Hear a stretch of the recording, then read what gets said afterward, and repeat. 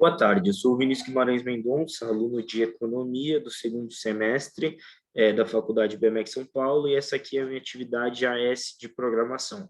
Primeira parte, a gente tem que explicar os exercícios. Esse primeiro programa é da lista 1, exercício 3, que eu basicamente tenho que desenvolver um programa que recebe uma temperatura em Fahrenheit e desenvolve em Celsius. O que eu fiz nesse programa? Basicamente, o programa recebe como float, a temperatura como float através de um comando input, e guarda na variável Fahrenheit. Depois o programa ele vai calcular a temperatura em Celsius através dessa fórmula matemática e guarda ela na variável Celsius. Por último, o valor em Celsius é exibido através desse print. O segundo exercício, que é esse aqui que está selecionado agora, é um programa, é o exercício 2 da lista 2, e esse exercício eu preciso desenvolver a fórmula para calcular IMC, e aí, a partir dessa fórmula, buscar o resultado correspondente da tabela IMC. O que eu fiz? Fiz isso através de uma função que eu chamei de calculador IMC. Essa função recebe os dados de peso e altura e logo de cara já faz a fórmula do IMC. Com o valor do IMC calculado e guardado na variável IMC, o programa define como está a saúde do usuário. E aí o programa eu usei os classificadores IF. E ele define, então, se o IMC for maior que 40, o resultado é obesidade grave. Se for entre 30 e 40, é obeso. Se for entre 25 e 30, sobrepeso, entre 19 e 15, normal. Se for menor que 19, é muito magro. Depois de classificar, a função vai retornar o resultado. Bom, agora passando para o próximo exercício. Professor, eu estou com o meu computador aqui, um monitor aqui, porque aqui eu estou com os enunciados do exercício e também alguns pontos importantes que eu não quero esquecer na explicação, então estou com uma espécie de roteirinho, por isso que eu estou olhando. Agora, esse aqui é o exercício que eu vou selecionar. A lista 3, exercício 1, que eu preciso escrever instruções for que imprimam a seguinte série de valores: 3, 8, 13, 18 e 23. Esse programa usa laço de repetição for para imprimir os números 3, 8, 13, 18 e 23. Como dá para ver, começa no 3, pula de 5 em 5 para no 23. Então, fiz um laço for com i in range de 3 a 24, com um step passando de 5 em 5, e eu mandei imprimir o valor de i. Aqui, este exercício que está aparecendo agora é o exercício 10 da lista 4. Basicamente, me dá alguns dados sobre a eleição e com, enfim, o número para votar em cada candidato, e o que eu preciso devolver é o total de votos e percentual de votos válidos para cada candidato, total e percentual de votos nulos, total e percentual de votos brancos. O que eu fiz, basicamente, neste programa?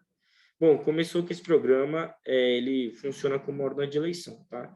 Então, de 1 a 4, você vai estar votando em candidatos, e 9 você vai estar votando nulo, e 0 você vai estar votando em branco, e aí o programa ele vai contabilizar os votos.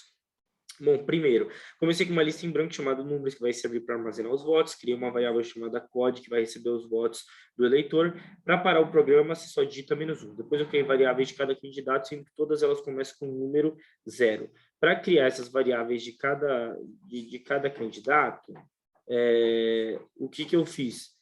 Eu usei um comando while, que roda o programa, para iniciar o sistema de votação, na verdade. Eu usei um comando while, que roda o programa até que a condição seja satisfeita. Nesse caso, até que receber um valor -1. O programa recebe os votos e testa cada condição. Quando ele receber o voto, ele vai testar se a condição é verdadeira.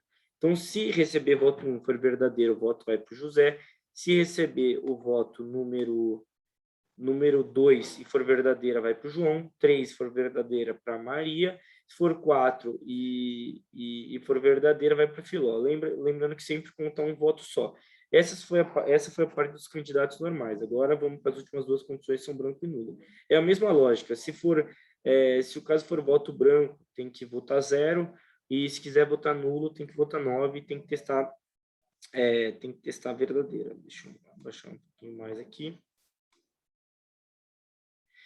E aí, após a parte dos votos, também tem uma coisa importante, que eu coloquei uma mensagem que imprime na tela um código inválido se o eleitor digitar algum número que não seja esse que eu acabei de citar, 1234409. Após a parte dos votos, a gente computa de cada um. Para isso, eu usei o comando .append, e aí, basicamente, o que ele vai fazer é adicionar cada voto no vetor números, e, enfim, vai para cada candidato. Eu também criei outra variável chamada válido, que recebe os números de todos os votos válidos, ou seja, do José, João, Maria e Filó. Por último, eu criei uma variável chamada total, que aí soma todos os votos, válidos, nulos, brancos e total. E aí, para finalizar, eu usei vários prints para exibir na tela os votos, percentual, que a gente consegue conferir ali embaixo. Agora, esse exercício aqui é o exercício 9 da lista 5. Isso construi um cadastro de pessoas com dicionário simulando a tabela de Excel, na qual cada coluna é uma chave e os valores são células daquela coluna da planilha. Então, meu programa deve perguntar a idade de quem você quer consultar e retornar essa informação. Basicamente, o que eu fiz nesse programa foi...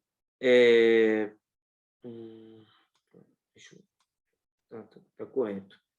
O que eu fiz nesse programa é o seguinte, ele cria um cadastro usando um dicionário em Python e simulando uma tabela de Excel onde cada coluna é uma chave, os valores estão nas células de cada coluna. Para começar, eu criei um dicionário vazio, chamado fulano, e ele vai ser usado para preencher os valores solicitados. Após isso, eu usei um laço for de repetição que roda 5 vezes de 0 a 4. Com isso, eu criei 4 variáveis para receber as informações, sendo elas nome, idade, sexo e altura. Após receber todos esses valores, eu atribuo a chave nome para a variável idade. Assim, quando ele quiser constar um nome, é só ele digitar basicamente o nome.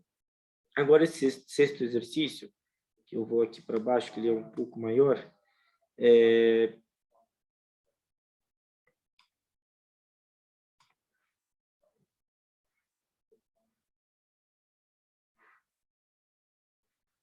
o sexto exercício, basicamente, o que ele pede é que...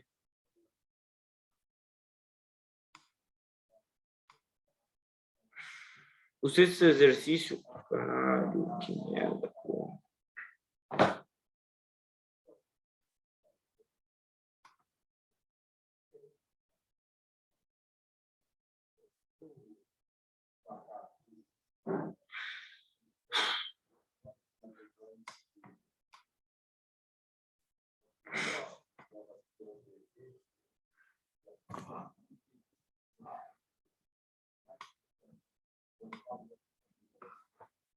Bom, basicamente, no sexto exercício, eu preciso construir uma função que, dada a imagem acima, ele gera uma imagem negativa dessa.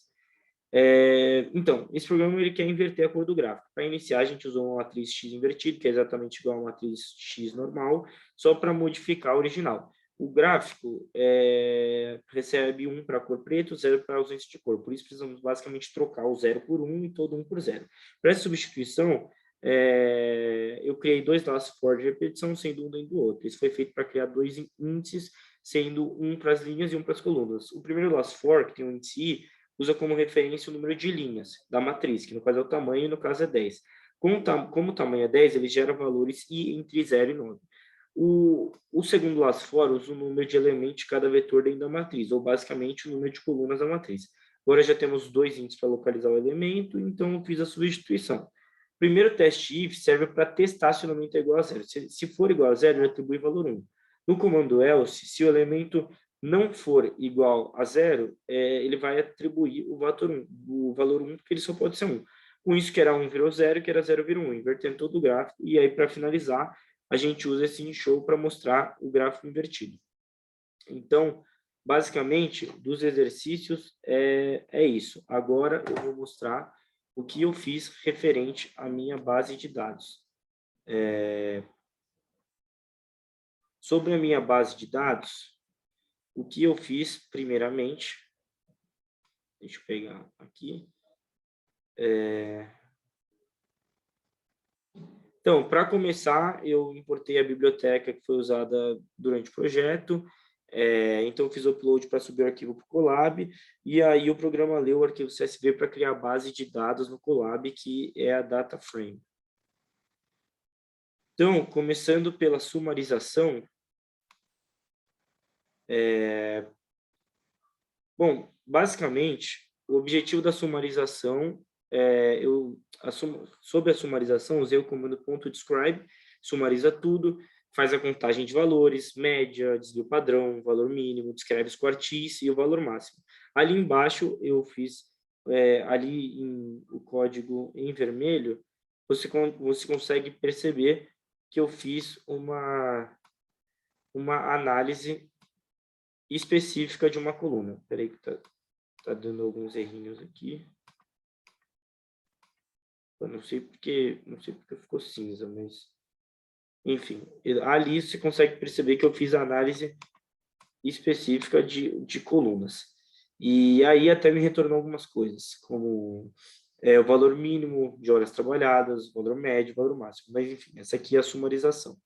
Sobre a visualização, primeiro eu criei um gráfico de proporção, e aqui você vai conseguir perceber, para entender a proporção dentro da empresa de cada departamento. A gente consegue perceber que o departamento de vendas ele é o mais presente, ele é o que tem mais funcionários, depois o técnico, o suporte, por assim vai indo. Eu também criei um gráfico de proporção para salário, e o que a gente consegue perceber é que, majoritariamente, as pessoas recebem um salário ou baixo ou médio nessa empresa. Um número muito baixo de pessoas que recebem um salário alto. Isso é interessante entender. Sobre análise estatística, basicamente, o que eu fiz foi o seguinte. Eu primeiro criei esse histograma, que é um gráfico que conta a frequência com o objetivo de analisar e entender as horas mensais trabalhadas. Que, no caso, a maior parte dos funcionários trabalham 150 horas mensais. E aí dá para entender essa distribuição. Também tem um grande pico depois das 250 horas mensais. Vamos para o segundo histograma que eu fiz. Aí, cadê minha setinha? O segundo histograma que eu fiz, o que a gente consegue perceber é o nível de satisfação do funcionário. Então, a gente consegue perceber que de 0 a 1, a maior parte dos funcionários eles estão insatisfeitos. Agora, o boxplot, o primeiro boxplot, para também analisar as horas mensais trabalhadas, em que dá para perceber que a mediana das horas trabalhadas é 200, na média as pessoas estão entre 150 e 250, 50% trabalham mais que 200 horas por mês e os outros 50% trabalham menos que isso. O segundo boxplot é o nível de satisfação. A gente consegue perceber que as pessoas estão majoritariamente entre 0,4 e 0,8 de satisfação, e a mediana é perto de 0,65. Agora eu fiz vários boxplots para entender a relação entre o número de projetos que os funcionários estão envolvidos e a satisfação não, o número de horas que eles trabalham. E o que dá para basicamente perceber é que quanto mais projetos eles estão envolvidos, mais horas eles trabalham. Isso é um resultado que, da minha parte, já era esperado. Agora eu fiz vários boxplots para também entender a satisfação por departamento. É uniforme, então não tem tanta análise para fazer sobre isso. Basicamente, todos os departamentos têm um nível de satisfação parecido. Então, esse é o meu trabalho. Obrigado, professor. E agora minha nota.